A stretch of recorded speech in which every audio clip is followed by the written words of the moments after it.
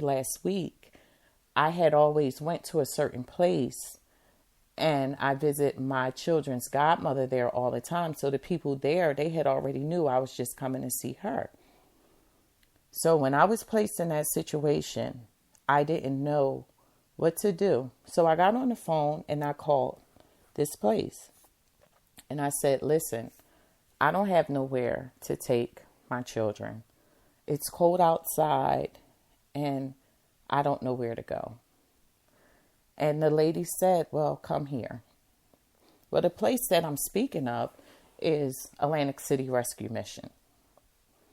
I went and stayed in Atlantic City Rescue Mission. I was 20 years old because I'm 41 now. So it was 21 years ago.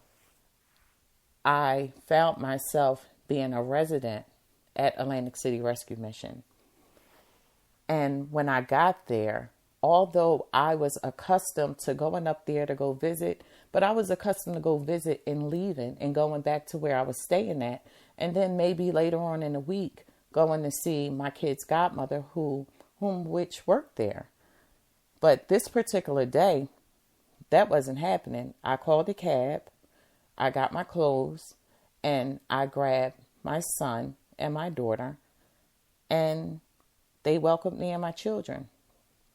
My son couldn't understand why are we here.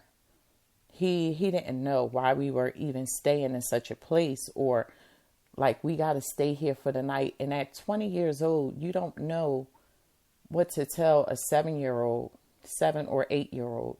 All you know is that you're here and what are you going to do? And that's where I had resided at 20 years old. I was a resident of Atlantic City Rescue Mission. I called it Atlantic City's finest because there are a lot of people that live there that just came across hard times. So I'm very humbled 21 years ago to be able to share my story. So I'm going to go on break for a moment, but I'm going to leave you with a song that describes pretty much how I was feeling at that time. And this song is by, once again, Jill Scott. Hear My Call.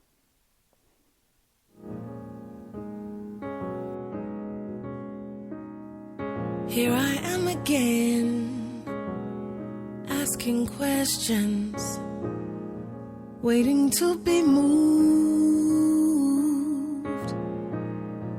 I am so unsure of my perception. What I thought I knew, I don't seem to. Where is the turn so I can get back to what I believe in, back to the old me? And God, please hear my call. I am afraid for me.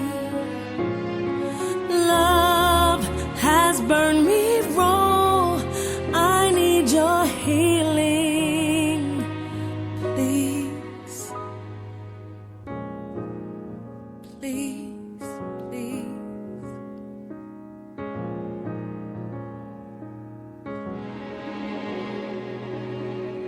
I am such a fool.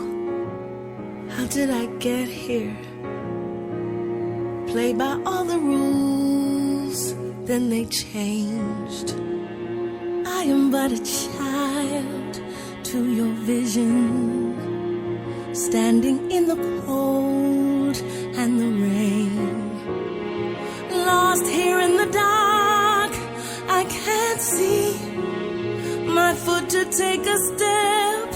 What is happening? Oh, this hurts so bad, I can hardly breathe.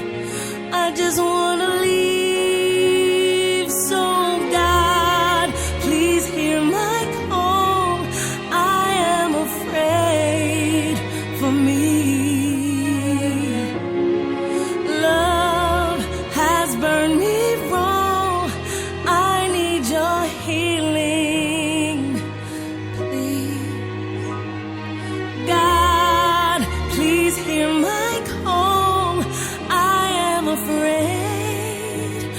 me. Love has burned me wrong. I need your healing. Please, please. Oh, please. Please.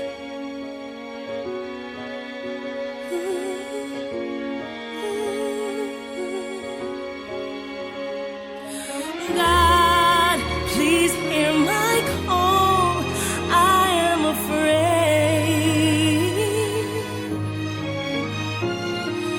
Love has turned me cold. I need your healing. Please, please,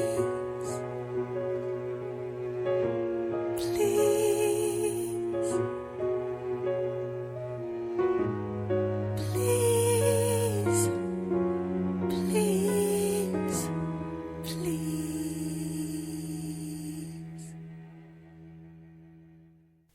Welcome back. Welcome back. That's what I was feeling. Like, God, hear my call. Because you don't understand that situation until you're in it. Like, what do I do? Like, God, really? How did I actually get here? And, I had to ponder about the different things that I had been through to have put me in that situation. And when you're young, you're naive to a lot of different things. You don't know as much as you learn about relationships until you get older and you can reflect back to what could have happened that wouldn't have put you there. So I say to anyone that's out there young and you're in a situation, learn from everything that you're going through because it's going to make you who you are. And the one thing that I learned out of being homeless and living in Atlantic City Rescue Mission, the biggest thing that I learned was not to be a codependent.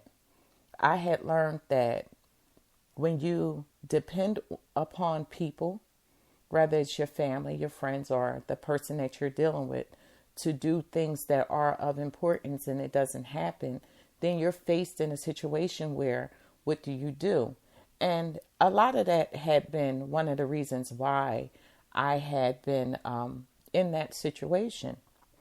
So I just learned it, and it's kept me going for the past 21 years, not to be a codependent. And that was the lesson that was taught. And so I pass it on to the next person or persons, a man or a woman. Always depend upon yourself, which you can do. I'm not saying that you can't codepend, but depend on yourself first. Because when you're in situations and people know that you have different people a part of your life, they're not willing to help you because they don't have to help you. Because once you're grown, you're grown. So anyway, I'm going to continue with what happened. So when I got to Atlantic City Rescue Mission, I took me and my children up. They told me where we were going to sleep. And, I had to wipe everything down. And I cried. I cried so hard because I couldn't believe that I was here. But I was. So on that Monday, my children's godmother, she came into work. And when she came into work, she seen my name. And when she seen my name, she immediately came in the room in which I was staying because I wasn't really out talking to other people that were there. I was just so hurt that I didn't want my face to be shown because I knew she would be there. And immediately we cried. We cried so hard. She asked me what happened, and I gave her all the details of what happened. And we cried and we prayed. And it was 21 years ago that I learned the power of prayer. Like I said to you all in the beginning of my shows, I had been raised two different type of ways. So I called myself pretty much spiritually grounded. I knew about prayer, but I was the type of person that only prayed when things happened. not to pray and, let it sit and then keep it going. That's how I pray now.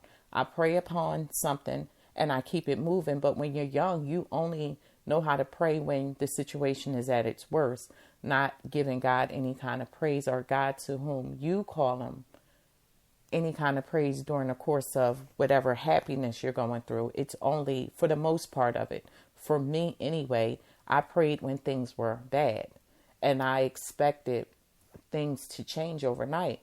But it was 21 years ago that I learned the power of prayer.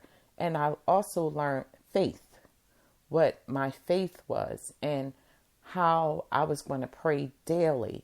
And it was then there that I learned all the lessons that I've learned that has me where I am at today. So, as I said, we cried and we prayed. And then I got the whole breakdown of how the rules and the regulations went there. What time we ate, what time I had to be back in. If I was going to stay out, I had to make sure that it was permission, that they knew I would be out for the evening. So it's a big ordeal when you go into these shelters. You just don't do what you want to do. You do what you have to do, and you pay. You pay. Some people were receiving public assistance and some people were working. But out of any money that you had to give a third, I believe it was a third up of your paycheck, and they would, you put it in a money order and they will hold this money. Or if you had food stamps, because back then it was real food stamps, not the card. It was, you got the $65 book, the $50 book. So whatever it was that you had, when you had food stamps, you had to give up half of those so they could be saved in a safe. So I worked and I saved my money. But it was one phone call that I made, and that phone call was to my aunt in Philadelphia. And I called and I told my aunt, listen, if you don't hear from me for the next couple of months, this is where I'm at. And she said, oh no. Immediately, she said, oh no. You are going to get your kids, you're going to get on the bus, and you're going to come here and we're going to figure it out. And I told my aunt, and I cried when I was on the phone with her, because at that time I had made a collect phone call. And it wasn't like me to make a collect phone call to my aunt. And she was so hurt that I had been there. And I told her, I said, you know what, Auntie? I said, no, I can't just up and leave. I said, I work here. I got to figure this out. And when I figure this out, I promise you, I won't ever be in this situation again. And she cried because she knew that she didn't want me and my children to have to be at Atlantic City Rescue Mission. Neither did I. And I'm quite sure there were people that didn't want me there, but at that time, people were just going through what they were going through. Girlfriends had their own relationships. Family just was going through what they were going through. And the only person that I could depend on at that time was myself. So it was in that time that I found out how to pray and how to have faith when I was living at the mission. So prayer was one thing, and having faith was another thing. And the one thing that I learned about the word faith, it was just being diligent about what you believed, sticking to it, getting a plan, and keeping it moving. And that's what I did. I stayed there. It was November. I didn't stay every day, but I stayed for the most part, because that was home for me. It was no other place but home. And after a while, you were just who you were. I started talking with some of the ladies that was there with their children, and we started having a bond. I bonded with so many different women that we would all look out for each other's children. And that's just how it was. It was a family thing. No one was no better because we all were homeless together. And, when you're